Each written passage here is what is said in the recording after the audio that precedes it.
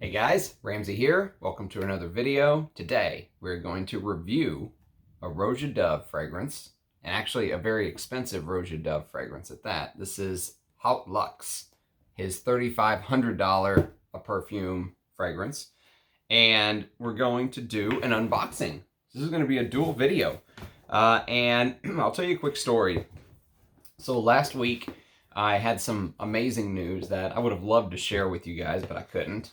Just know I had a great day last week, and then I had a terrible day this weekend, which extended into like a 24-hour ordeal that I had to deal with. Everyone's okay, luckily, but it was kind of a beating.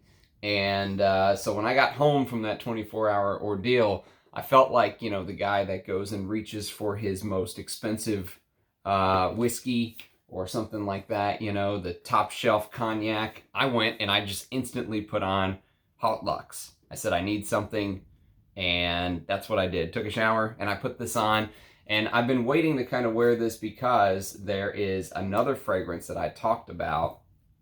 I just talked about it a week or two ago, actually, that is going to come up in relation to this perfume.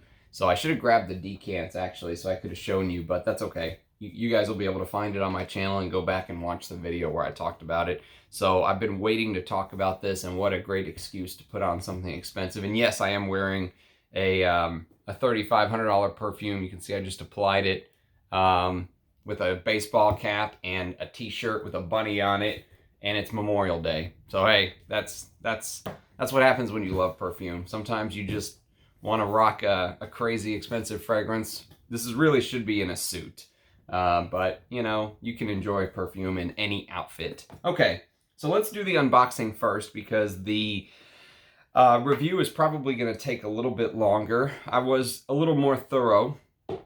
This is going to be a full review, hopefully. There's not many of them out there, and I know that Thomas from Early Greek put one out. I'm just going to open this with my handy-dandy unboxing knife. This knife is like a celebrity on my channel at this point. So Thomas from Early Greek did a review of Roja's Haute Luxe because someone actually sent him a bottle for free. And so he finally put up his thoughts on it.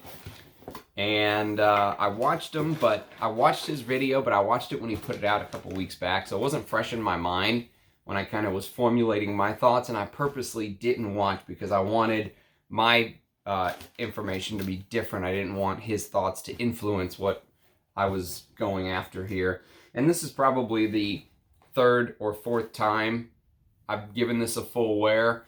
I'll show you the atomizer here. So you can see I've given it a decent dent for 3 or 4 wears. I mean, every spray, you're just going, there's $100. Well, it's not that bad, but still. I mean, you're just going, Jesus Christ. So anyways, let's do this unboxing first, since this will be the quick and easy part. So I got some stuff from Moudesir, my good friend, who I call a good friend because he kind of is. He's always there for me, getting stuff like this. First of all, there is a Lush perfume that he threw in here for free. And I don't know what it is because there's not a label. He told me what it is. It's in my emails. But just know that there is a Lush perfume that we will be talking about at some point. And I own nothing from Lush. So this is just a freebie that he threw in that I'll talk about it once I remember the name, or once I can pull the email off of my phone, and I use my phone to record, so I don't want to go into my emails now. All right, let's do this one right here. This is a older bottle of Le Male. Yes, I finally did it. I finally got a bottle of Le Male Beauty Prestige International, BPI. So the BPIs are the older bottles, apparently. It is sealed. And I always said that I didn't really prefer Le Male because I prefer this. I prefer Escada's Casual Friday, which is kind of like a more grown-up Le Male to me. And then I also talked about recently, there was another perfume called Mabussin Om. And Mabussin Om's a cheapie. You can get this for 20 bucks at discounters. And it has that lavender vanilla thing going on. Very Le Male-esque, if you will.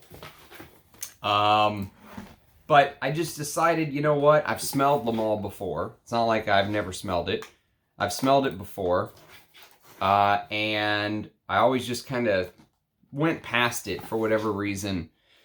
It came out in 95, 96, somewhere around there. It's basically bergamot, tarragon, cardamom, lavender, mint. There is that minty lavender thing in the open. Let's open this bad boy, shall we? Don't worry, I'll clean up when we're done. All right. Le Male.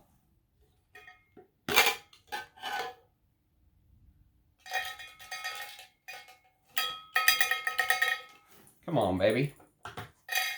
The cap is inside. Come on, there you go. Not the cap, but the atomizer. All right, let's put you back on, shall we? That's the problem with these Le Male bottles. Do not spray. I do not want you to spray. Okay, whatever. I'll mess with you later. Put this little clip back on. Ah! Nothing's easy. Ah! I don't know if you guys could see that. Alright, whatever. There you go. There she blows on his little stand. Which I probably won't keep this little stand because it gets in the way. I just keep my Le Male bottles just, you know, like this. Just as they are. Little random, insane torsos. 16-year-old boys everywhere love regular, original Le Male.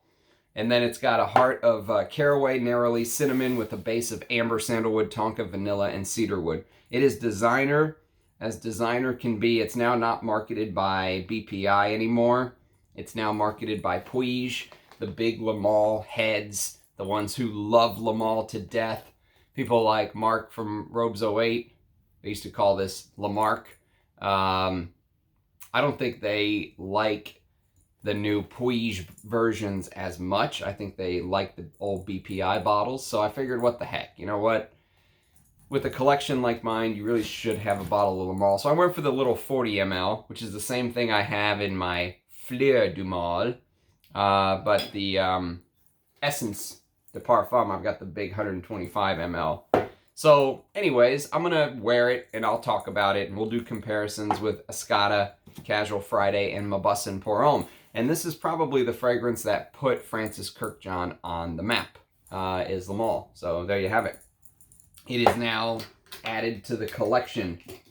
Some of you guys might laugh at that, but, you know, it's an important fragrance. It's still relevant today, even though it's probably more relevant for you if you were somebody who was wearing it in the 90s. You know, if when you went to the mall, all you could smell was Le Male. It probably matters more to you, you know, than the average Joe. All right, so let's get to some of the big hitters, shall we? So this one, as you can see, is a vintage Amouage. And this is a 30 ml of Gold Woman. So Gold Woman is the first Amouage, and it's never been sprayed, or supposedly it's never been sprayed.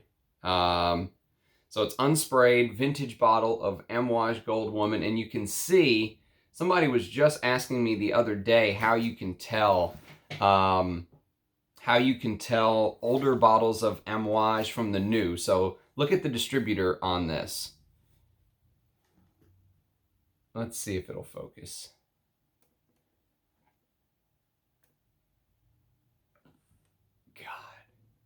Nothing's easy today, huh? Anyways, I'll just read it to you. So it says, Gold Woman, made by Amouage LLC, Sultanate of Oman. That's the older bottles. Then, after the Sultanate of Oman bottles, it went to Oman Perfumery LLC. So Oman Perfumery LLC. Where is it? Here it is. Sorry.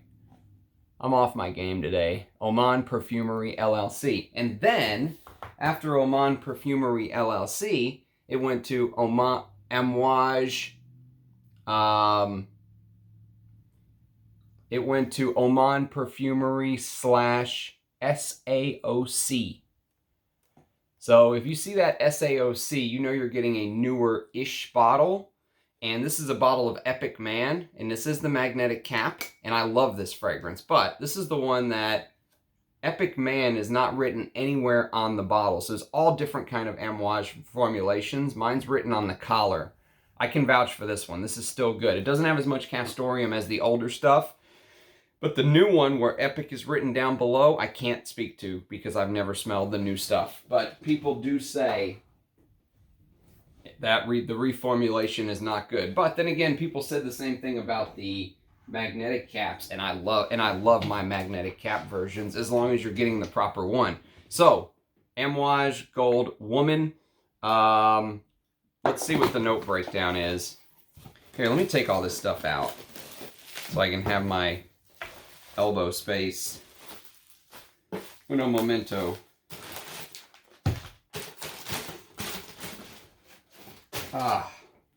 Moudasir, you always come through, and everything's always perfect with him. Don't be shy to buy from Moudasir, I'll tell you that.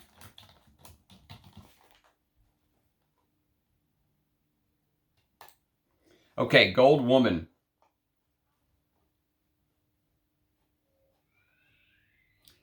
Top of Lily of the Valley, rose and frankincense.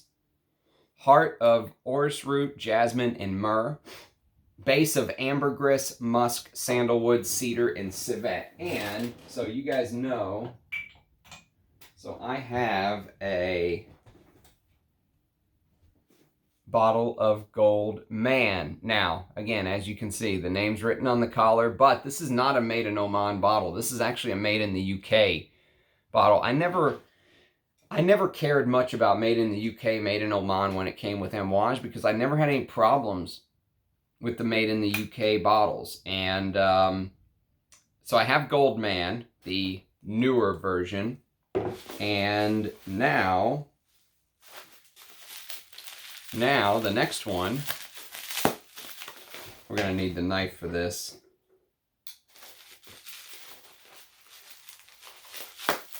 One second. While I perform surgery.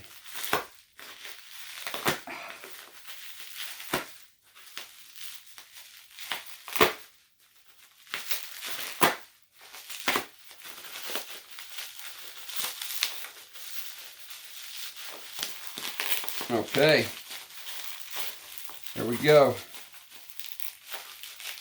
Out comes the baby. This is Amouage Gentleman's Cologne. Gentleman's EDT is what they originally called it. And so this is like the grandfather to Gold Man, Gentleman's EDT. And Gold Man, here, let's see if we can pull it up. Amouage Gentleman's Gold Cologne. So this is orange, lemon, citrus with jasmine, rose, geranium, ylang ylang with amber, patchouli, sandalwood, Omani white frankincense. So there will be a comparison video between the two Gold Mans. Well, this isn't even Gold Man. This is called Gentleman's EDT, but it basically, I think, is the precursor to you know, them releasing this gold man. And then we've got the woman's version, which I'm very excited to try. Both of these, all of these Amouages are Guy Roberts, and they come from a good home. I know Moudessir has stored them properly, so no complaints there. And so there you have it. Amouage Gentleman's EDT. Ah, can't wait to wear that. Omani White Frankincense. Right up my alley. Okay, next. We're going to unwrap this like a fish at a fresh market.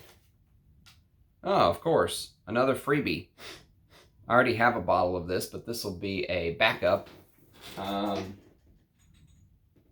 This is the original Yop Homme. So this is mine. This is the freebie he just sent me. So Yop Homme. So the older ones have this weird tree-looking thing right there on the front. That's what the older bottles of Yop have. That's actually the one you would want to go for. There's no sticker on the bottom of this one, but mine, there is still the sticker. And this is what it looks like. It says, Parfums Yop, distributed by Lancaster. So that is what I would urge you to look for. That Lancaster distributor, if you wanted to buy an older bottle of Yop Homme. Because, to me, the older bottles of Yop are not as sweet. They're still sweet. It's still a bombastic, boisterous, you know, in-your-face perfume. But the older bottles, I mean, if you look at the color of the juice on these, it doesn't look disgustingly bright pink. It almost looks brownish. So the new bottles have this huge, bright pink, you know, food coloring look to them. And they've lost some of the depth of the older bottles of Yop to me. I still wear this. I enjoy it. It's very close to a Creed fragrance, and I will do a comparison video one day. The Creed fragrance that it's close to is this, Original Santal. So Original Santal is the Creed fragrance that is very similar to Yop Homme, and I believe this is a Pierre Bourdon creation. Actually, it's interesting because Michel Almerac is listed as the perfumer on pretty much all of the, you know, fragrance community places like Parfumo or Fragrantica. They all list Michel Almerac as the perfumer for Yop Homme. But Pierre Bourdon did an interview where he said he actually created this, or he worked on it, let's say. So maybe it was a joint effort with Michel Almerac and Pierre Bourdon. I don't know. But Pierre Bourdon, I'm actually reading The Ghost Perfumer right now, and I'll share some clips with you in a later video. I don't want to read the whole book to you because I want you to buy it if you like the content. He did talk a lot about the book in interviews, Gabe Oppenheim. And I thought, you know what, I don't really have to read it because I pretty much know the story now from all the interviews he's given, but there's so much good detail in here on other things. Like, you know, one example that comes to mind is he talks about how perfumers are bonused based on how much of a particular captive molecule they can put in a formula. And so let's say they have a contract with IFF and they have to create a perfume.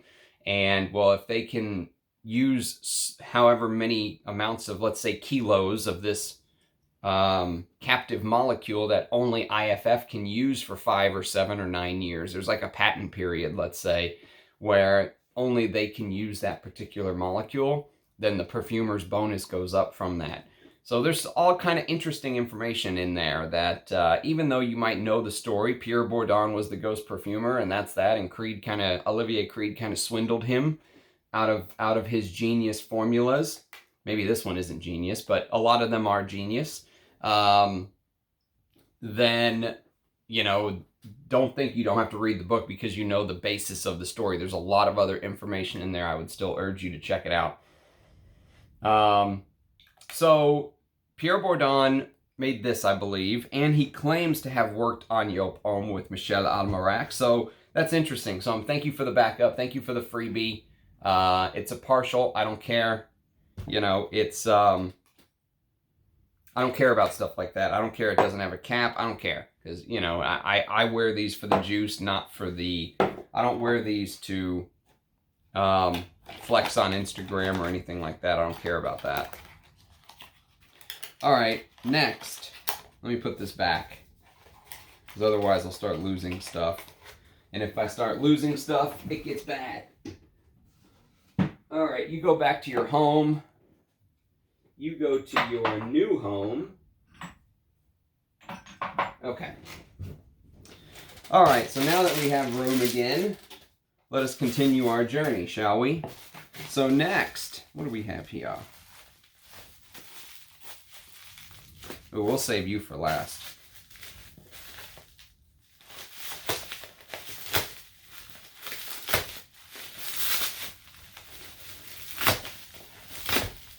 Okay, here we go.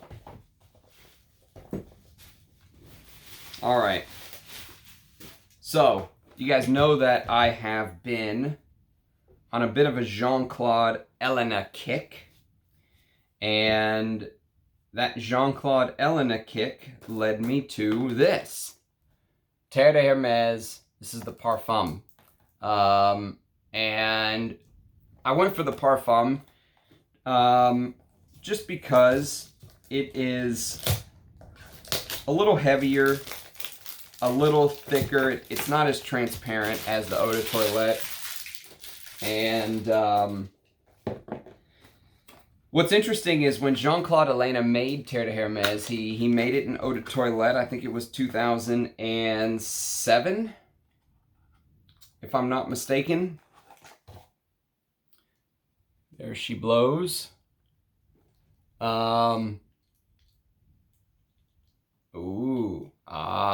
Okay.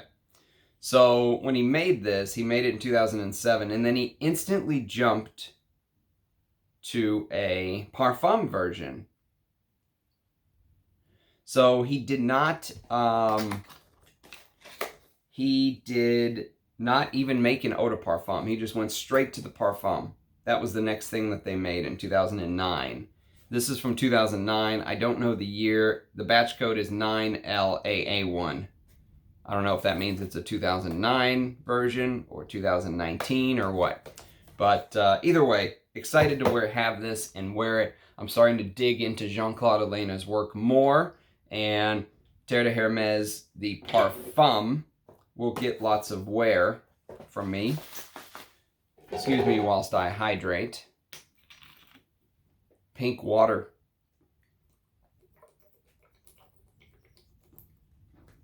Okay, 2 left. And then we get on. For those of you waiting for the full review of Roja, it will happen, I promise. All right, next we're going to do a discontinued perfume, go figure. And actually, did we talk about the notes from Terre de Hermes Parfum? Let's pull it up. Parfum, 2009. Jean-Claude Elena, grapefruit, cedarwood, shisho, and benzoin. Shisho? What is shisho?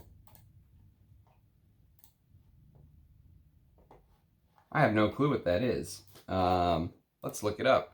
Shisho. S-H-I-S-O. Japanese name for a popular Southeast Asian herb known for its jagged leaves and refreshing flavor. A member of the mint family, shiso has a unique flavor similar to basil and cilantro with subtle hints of cumin and cloves. Okay. Interesting. All right. Now we can get on to the next one, which is going to be a Bois 1920 release, which, if you know the house of Bois 1920, you know they've gone through some changes. They're a niche house. And this is a tester bottle of Bois 1920. And this is called Bois 1920 Extreme. Bois 1920 Extreme is what this one's called. And this is in the Eau de Toilette. Apparently, that is what you want. You want the Eau de Toilette. They've reformulated these in Eau de Parfums. They just straight up discontinued this one. Enzo Gilardi is the perfumer. This is Calabrian bergamot, lavender, clary sage, geranium, jasmine, with a base of bourbon vanilla, sandalwood, Brazilian tonka bean, and cedarwood. So this is supposedly, a niche version of this, Zino by Davidoff, which we will be talking about more very soon. Excuse me, not today, but soon on my channel we will talk more about Zino. Zino is one of my favorite Michel Almeracs, probably my favorite Michel Almerac. And so this is kind of a niche take on Zino, and that's pretty much worth adding to the collection. Number one, it's discontinued, and number two, it's a niche take on one of my favorite designers. So there you have it. And also, because Bois 1920 did some reformulations of the formulas, they changed it to Eau de Parfum, and a lot of the coloring was removed, so the juice is clear. Like, for example, this is what the older bottles of Real Patchouli look like, which is one of the best Italian patchoulis ever. If you want a true Italian patchouli, Bois 1920's Real Patchouli is worth grabbing, but try to get the one that says Eau de Toilette. The Eau de Parfums are different according to Rich Mitch. I've never smelled them, but the juice looks different, and he said they smell different. So there you have it. This cap is a little different too on the Extreme. Look, the new one is very etched and straight corners. This is very rounded, almost like this one looks like it was carved out of real wood or something. This one looks a lot more stock mold. Anyways, interesting stuff. Very interesting. Excited to have that bad boy. So that is 1920 Extreme. Okay, finally, the unicorn. The really hard to get, really expensive. These go for 500 bucks sometimes online. I didn't pay 500 bucks, of course, thanks to Mood to Seer. But this completes my collection of Ungaro. This is Ungaro Pour l'Homme, the first one. Now there's two others, and the two others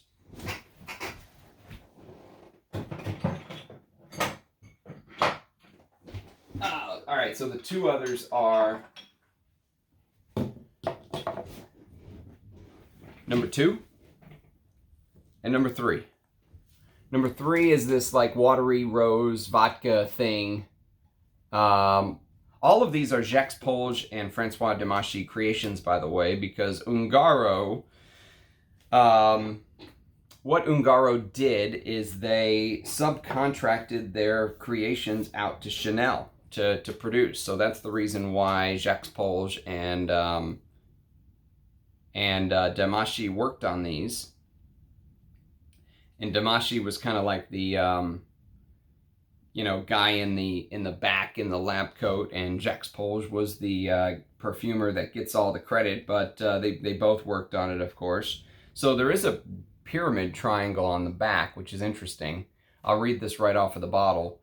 Lavender, bergamot, pine, patchouli, wormwood, jasmine, precious wood. They even had precious wood back then. In 1990, they put crap like that on there. Precious wood, geranium, sandalwood, tonka, amber, and honey. And it is now a unicorn, unfortunately. You can see the state of the bottle is not necessarily the best, but all I care about is the juice. and I care that it came from a good home. And for me, 40 mils of juice or whatever it is for the price I paid is well worth it. Even though there's no cap, I don't care. It'll give me a chance to talk about a long lost perfume, impossible to find. So there you have it, Ungaro Pour L'Homme #1, which let's see if the notes are the same on Parfumo. Bergamot, lavender, petitgrain, lemon, carnation, geranium, jasmine, clary sage, rose, amber, oak moss, musk, tonka. Okay, so they're a little bit different. Beautiful. Can't wait to wear this. This is from one of my favorite time periods of perfume, 1991. So this is right around Heritage coming out, which came out in 92. Very beautiful. Can't wait. All right, let me put these back because otherwise I'll lose them. So we'll be talking about the Ungaro trio more. These discontinued Ungaros. All right, let me put these back. Uno momento. Alrighty. Let's put some of this stuff away because I'll lose it otherwise. Okay. You all have homes. Go back to your homes. The places where you live. Okay. I gotta find homes for these other guys. These newcomers need homes.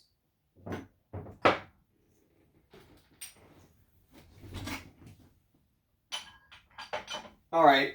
So let's talk about the Roja Dove now, because this is a perfume that is loved and hated. Actually, this is a brand that is loved and hated, let's say.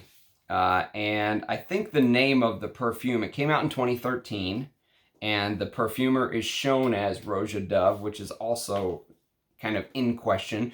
There's a lot about this brand that's up in arms, but we're not going to talk about that today. We're just going to talk about the juice. So this came out in 2013, and it was originally issued as Roja's signature scent. So there are rumors that his signature scent was YSL's Pour L'Homme, this one. There are rumors that this was his signature scent for a long time, YSL's Pour L'Homme. There are rumors that it was Mitsuko for a long time. Either way, he had a signature scent. He claims that it was reformulated beyond recognition and that he didn't enjoy wearing it anymore. And so now that he had his own brand, he decided to make a signature scent for himself. That's the story of this fragrance. And so he created this. He created Haute Luxe, which is shown as Roja Haute Luxe Parfum. That's the actual name. But it's literally, the perfume is called Roja. That's the name of the fragrance, Roja. But everyone calls it Haute Luxe. Haute Luxe is actually the collection. There's 4 fragrances in the Haute Luxe collection, I believe. There's this. There's Great Britain, which is right there. Here, I'll show you the bottle. I'll show you what the actual bottle would look like if I had a full bottle, which again, I don't, but they come in these ridiculous, lacquered box, and it opens up like this, and the bottle would say Haute Luxe instead of Great Britain. That's what the actual presentation looks like, okay? So, Roja's Haute Luxe. So let's talk about the perfume itself. So here's the notes. You've got bergamot, May rose, jasmine from grass, and ylang ylang. Ginger, clove, cinnamon, oak moss, patchouli, cedar, amyris, vanilla, iris, benzoin, ambergris, labdanum, styrax, and civet.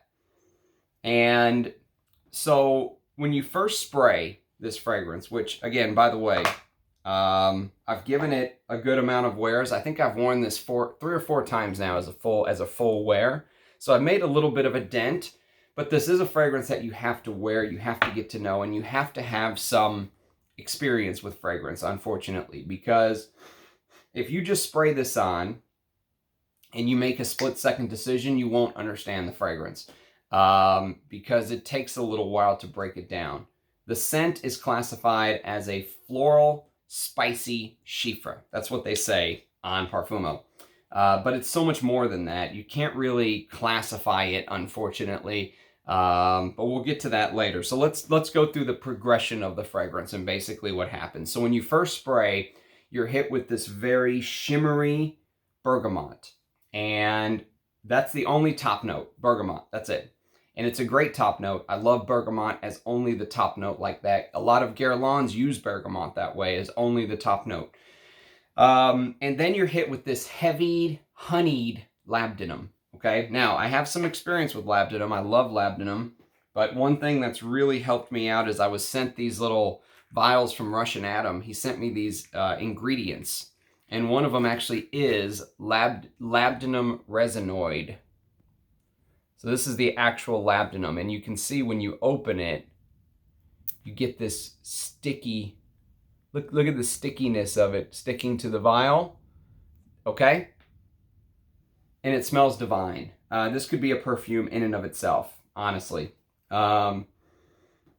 But the labdanum makes itself known almost from the beginning. You know, 1 minute in, you can smell the labdanum. Heavy bergamot in the opening, heavy citruses, shimmery. Okay, shimmery bergamot in the top. And then you're hit with that labdanum, which is immediately apparent, but it is the star of the show. This is a labdanum fragrance. If you made me pick what is this, I would say, okay, that's a tough thing to do, but it's a labdanum heavy perfume. And what's interesting is, again, you can't really categorize it because it has these floral aspects. It has the May rose, it has the jasmine from grass, and it has the ylang ylang. But I wouldn't really call it a floral chiffre. There are leather aspects as well because of the fact that labdanum can turn leathery. There's no actual leather note in the note breakdown, but you're given this labdanum heavy leathery feel, but you couldn't call it a leather chiffre either. So if you isolate the top note of bergamot and the base of the vanilla, right? Think about that for just a second. Bergamot in the top and vanilla in the base, and then you add these very buttery florals in the mid, which is what you get. So you get this buttery May rose, iris, jasmine from grass, ylang ylang. If my brain could just pick those out and isolate them and ignore everything else, which is hard because there's a lot else going on around, up and down, all over this perfume, right? It reminds me of a Guerlain fragrance. Go figure. Roja worked for Guerlain for 20 years, 20 plus years. He was before he was master perfumer of his own brand. He had the goal of creating custom fragrances for exclusive customers in his own little fifth floor of Harrods, you know, 30 grand of perfume, 50 grand of perfume, 100 grand of perfume stuff. So, you know, he went the Creed route and said, we don't disclose our clients, but they're very important sheikhs and singers and designers and British royalty and all that good stuff. Okay. And so that's kind of his story. He started at Guerlain. A lot of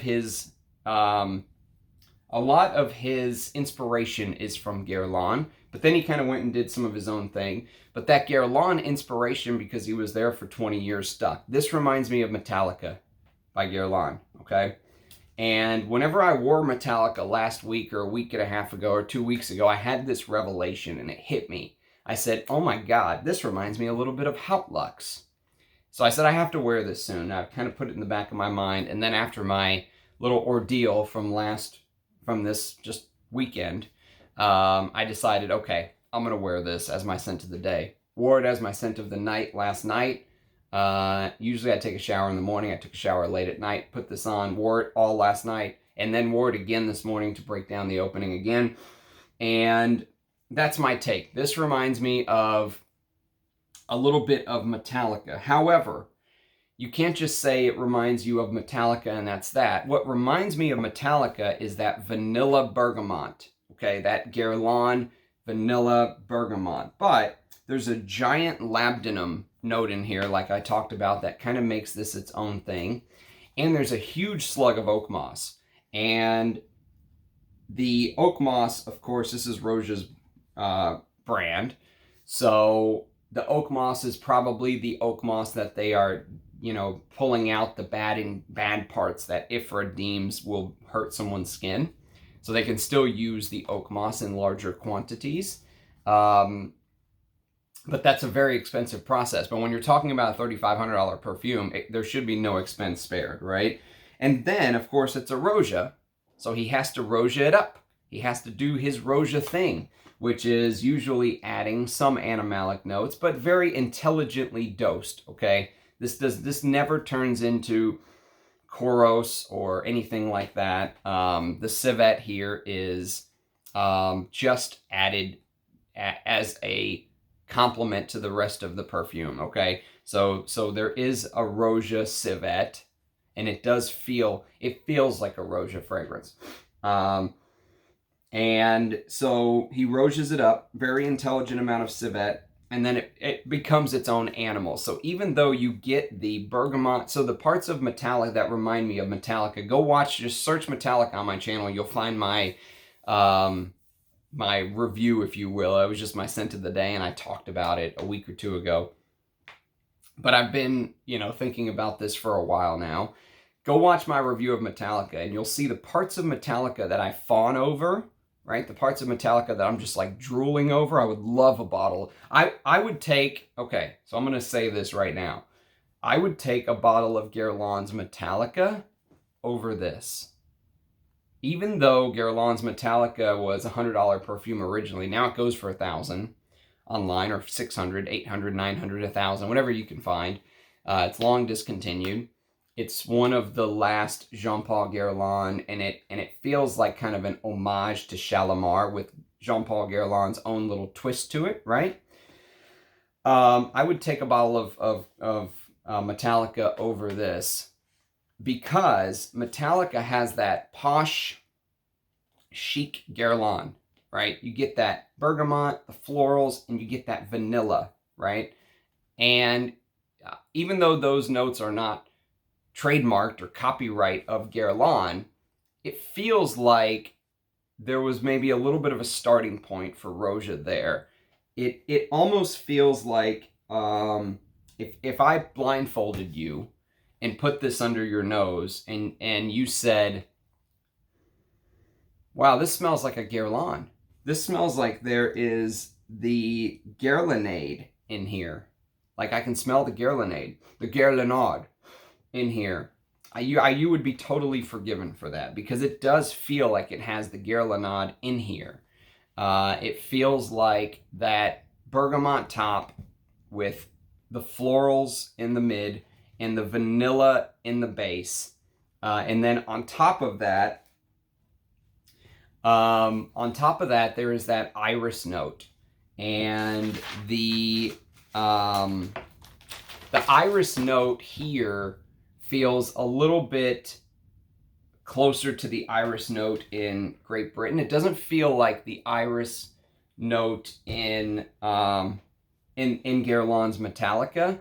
So again, there are some differences. Obviously, they're not the same perfume. If you did a side-by-side, you would notice the differences. One of the main differences is in this eye-popping price tag of $3,500. The perfume kind of attempts to justify itself. So it attempts to justify its existence. And what he does is he throws a boatload of real ambergris in the base. And the ambergris in the base plays really well off of the bergamot in the top. So remember when I opened, I said there's this shimmery bergamot in the top? Well, underneath, there's a shimmery ambergris. And as the fragrance dries and the bergamot starts to go down, the ambergris starts to come up in the base. And that shimmeriness just kind of stays through the entire fragrance in a way. Now, remember, I said this is a labdanum fragrance mostly. So labdanum is always there. Even though you get the shimmery bergamot, even though you get the shimmery ambergris in the base, it is combined with that labdanum vanilla styrax thing going on in the base. And you get this, you get this versatility. The fragrance has this versatility to it. And remember, it's made to be Roja's signature scent. And what do you do in a signature scent? You wear it all year round, right? You wear it in summer, you wear it in spring, you wear it in fall, you wear it in winter. And the versatility being the dichotomy of the two forces, right? On one side, you have the shimmery bergamot, you have the, fresh florals, the buttery fresh florals. And then on the other side, you have the labdanum vanilla styrax thing going on, the heavier aspects.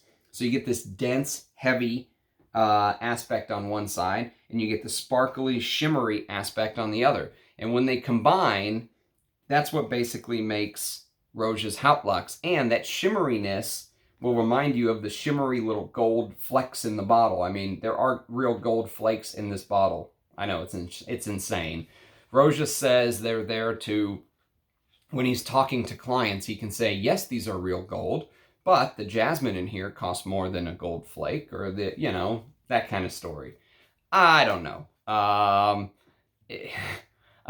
He's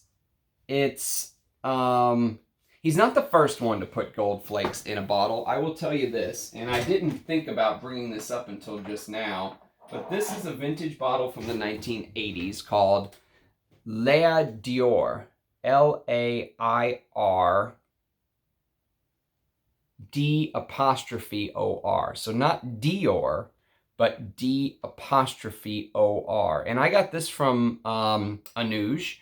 This is from the 1980s. This was supposed to be like an opulent, rich fragrance for women in the 1980s. And look what they put in there. Look, gold flakes. This is from the 1980s. Yes, these are real gold flakes. They advertised it just like Roja's Haute Luxe advertises the gold flakes in there. Real gold flakes. Anyways, it's... I have yet to even pop this open yet because it's such a little collector's item. You can find these little 3 mils. I think these are 3 mil. 3.5 mil. You can find these little 3.5 mil things floating around sometimes. They want like $100 online for them. I got this one for free with a bigger order that I placed with Amouage at Enchanté. But it just came to me. The gold flake thing is not original to Haute Luxe. And so I mentioned that the iris has this buttery quality to it in Metallica. So if you go back to my Metallica review and you look it up, you'll notice I said buttery is a very important word to it. Imagine you've got a big tub of butter, you're making scrambled eggs, you pull out the tub, you take your spatula, you dig a hunk out of the corner of the butter, and you drop it into the pan. That's the iris. Like when they were making Metallica, the guy who's measuring this stuff, which is probably measuring them in, kilos, he grabs his big spatula, takes a chunk of iris butter out, orris butter, drops it into the perfume vat. It has that quality to it. But the iris in here doesn't have that quality. I actually prefer the iris in Metallica to the iris here. I think the iris note in Metallica is one of the most beautiful iris notes I've ever smelled, ever. I just drooled all over my hand when I wore that to work a week or two ago. Here, you still get the impression of a beautiful iris perfume. It is there, but it will remind you of the way it's done in Great Britain. For whatever reason, it's a very similar feel. So there are some differences to it. And then on top of it, you get the secondary notes in Haute Luxe. So the secondary notes, the ones that play second fiddle, are the woods, which is cedar wood, the patchouli, the ginger, and the clove. They all play second fiddle. They're added for depth here. But there is one more primary note that we have yet to talk about in Roja's Haute Luxe that makes it what it is, and that is the cinnamon. So I'm going to reference Thomas from Early Greek again, even though I talked about him when I opened this up, because he just dropped his Haute Luxe video. And he's got a full bottle. If you want to go see the full bottle and see the flakes fall to the bottom of the bottle, go watch his video. But Thomas from Early Greek once did a Balenciaga Pour Homme review, and he said that Balenciaga Pour Homme has this obsidian-like quality to it. So here is Balenciaga Pour Homme. And you can see the cap is like this, almost like this rare stone, right? That light can't get in or out of. And he called it obsidian. And he said that it's so dense that light can't get in, right? The cinnamon here reminds me of the cinnamon in fragrances like Balenciaga Pour Homme or Romeo Gigli Per Uomo. That's another one that I talked about within the last month or two on my channel. That's another discontinued masculine fragrance from the 90s.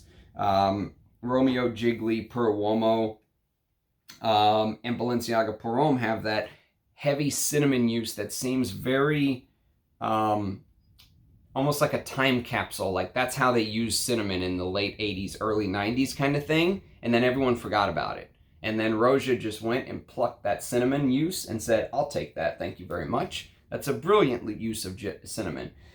And when you add that cinnamon to the sticky, resinous, leathery labdanum, and you contrast it with everything else that we talked about, not to mention the oak moss, which is huge, and you basically get Haute Luxe. Okay, that's the journey of Haute Luxe. That's how it kind of breaks down. And it does change. It does, you know, start someplace and end someplace. There is a little bit of a journey here. But the labdanum is like the core. So outside of price, I'm not going to talk about price as much because price is subjective. If you're a millionaire and you want to spend $3,500 on a bottle of perfume, fine, you can. But the downside about this fragrance, and there's a couple of them, but the negative is that the price, the $3,500 price, doesn't feel like it's a $3,500 price tag because of the fact that the ingredients are so rare and it is all this stuff. It feels like it's $3,500 a year, or $3,500 a bottle, because of the fact that they limit supply. So when Roja originally started to make these and started to sell it to the public, and of course he claims that this was his signature scent, he wore it for a bit, and then people kept asking him, begging him to release it, is the story, of course. And so he said, fine, I'll release 25 bottles a year on my birthday, every year, and for the entire world. And then it turned out, and he said he started with 25 because that's all that his brand could afford because it's just so expensive. And then he said, okay, we'll bump it up to 250 bottles a year. And that's where they're at. They're at 250 bottles a year for the entire world, okay, of Roja's Haute Luxe. That's what he claims. That is probably why the price tag is what it is. You know, it's in a capitalist society, when you have limited availability of something, the price goes up. That's just what it is. So they are clenching supply to the point where if you watch this and you go, damn, I've got $1 million sitting in cash in my brokerage account, I don't give a shit about $3,500, I'm going to go buy that perfume. You might not be able to, because it just might not be available. You might have to wait till Roja's birthday again to buy one of the new stock, that kind of thing, you know? So they created this artificial supply imbalance, which bumps the price to people willing to pay crazy numbers. Now, I have seen this discounted, okay? Even at discount, though, they want $2,500, $3,000. Or someone buys it, sprays it a couple times, and goes, what the hell? I'm going to sell this. And then they try to sell it, and they got to sell it for a little bit less. Those bottles pop up from time to time. But really, you should be able to find a bottle of this if you want it, either new or in the secondary market, okay? Second downside is if you say, wow, this is great, this is a labdanum fragrance, and it is. I would say labdanum is the core. Le Lion is superior by Chanel. Le Lion is my favorite labdanum perfume. Again, just the straight, you want a labdanum resin fragrance that really shows you all of the different aspects of labdanum. Le Lion does that better than Roja's Haute Luxe. That's my opinion, again. Roja's Haute Luxe does things better than Le Lion. But for a pure labdanum fragrance, you want a labdanum-centered fragrance. Le Lion is the way to go. Plus, value for money on Le Lion is fantastic. Whereas this is $3,500 a bottle for 100 ml. You get 200 mils of Le Lion for 400. So you get double the juice, 400 instead of 3,500. So again, price is subjective, so maybe it doesn't matter to you. But for the average person, you know, who lives in the real world where money actually is they have a limited amount of it, let's say, that's a big deal. Plus, I just think Le Lion is the best labdanum fragrance ever created. And again, for those of us living in the real world, if they just took a zero off of it, like they made a mistake, and they said, oh, that shouldn't be $3,500, it should be $350. Would I own a bottle? Absolutely, I would. Absolutely. So the other downside is that you could say this is not the most unique fragrance, but what Roja did, which is interesting, is, you know, he took that Metallica DNA. So he took a lesser known Guerlain, which you have to have some experience in perfumes to know something like that, right?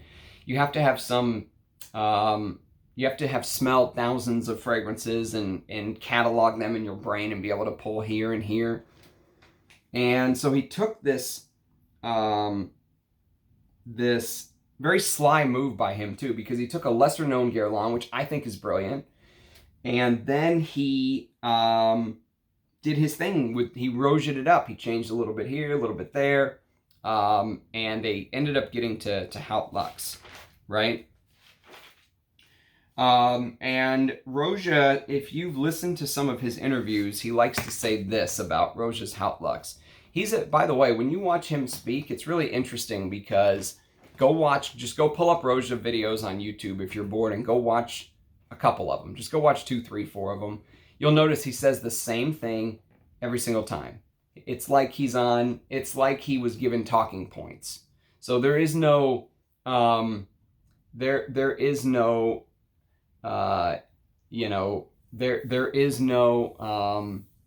going off script with him. No, he sticks to the script. He says the same thing over and over and over. He tells you the same story about his mother giving him a kiss when he was a little boy, and the kiss started this journey into perfume. He sells the fairy tale, and he has his talking points, and he sticks to them over and over and over. And if you're watching a real human being interacting on camera, you want something a little more than just talking points, you know? You start to feel like, damn it, am I being sold to here? Am I like a rube?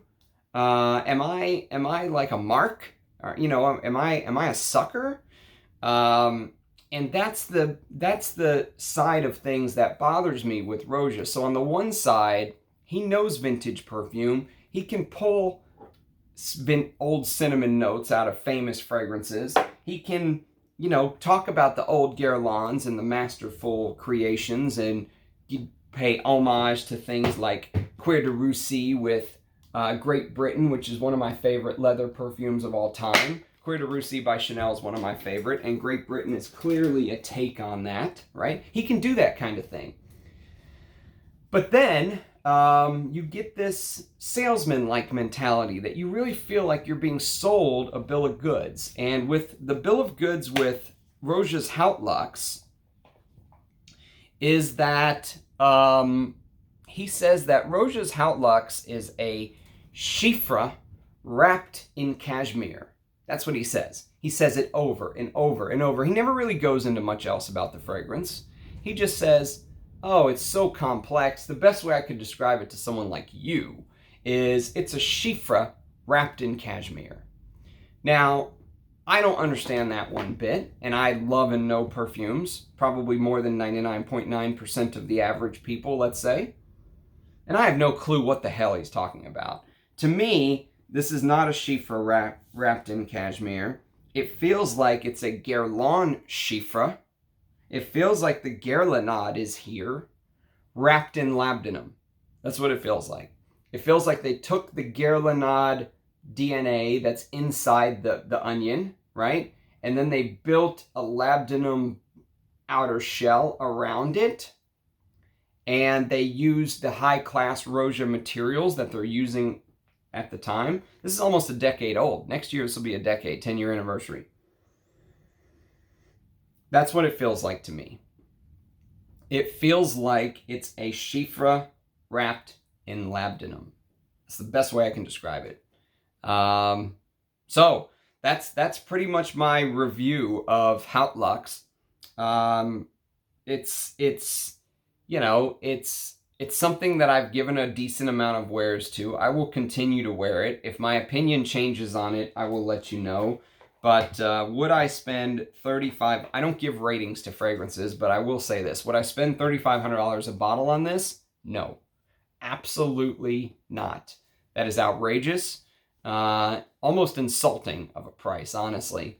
And, if you're having some bespoke perfume made and you're going to spend 30 grand on a perfume, fine. That's one thing. You're in a different class. But to just sell a regular fragrance at $3,500, I don't know. It is, again, price is subjective, so to each their own. But when you're talking about a fragrance that's this limited, that's, there's only 250 bottles a year made now, you're talking about a very elite fragrance, and it should completely blow your mind. I mean, it should do things that no Guerlain, no Serge Lutens, no Creed, no other company you've ever smelled has ever done, ever, right? Even Creed's pricing at $500 a bottle seems paltry to this. And so it has its good. You saw the way I talked about it in the beginning. The ingredients, the bergamot, the florals, the cinnamon, the iris, the civet, the ambergris, the labdanum. The labdanum is the most important key here. But then it has its downsides, like we talked about. So just think of it as a Shifra wrapped in cashmere, but a Guerlain Shifra, right? It has that. If you like Guerlain's vanilla, if you like the vanilla that Guerlain uses in fragrances like Shalimar, if you like the vanilla that you smell in the Guerlainade, the vanilla that's, or the house DNA of Guerlain, you will probably like this perfume. But when you first spray, it's going to surprise you. It's going to confuse you a little bit, because that labdanum bergamot is so different. It's something that there's a lot of moving parts here. But once you distill it down, once you finally get your hands on it and realize what's going on, even though this is supposed to be his fragrance, right? This is supposed to be his creation. It's actually a Guerlain. It's a Guerlain wrapped in a Roja.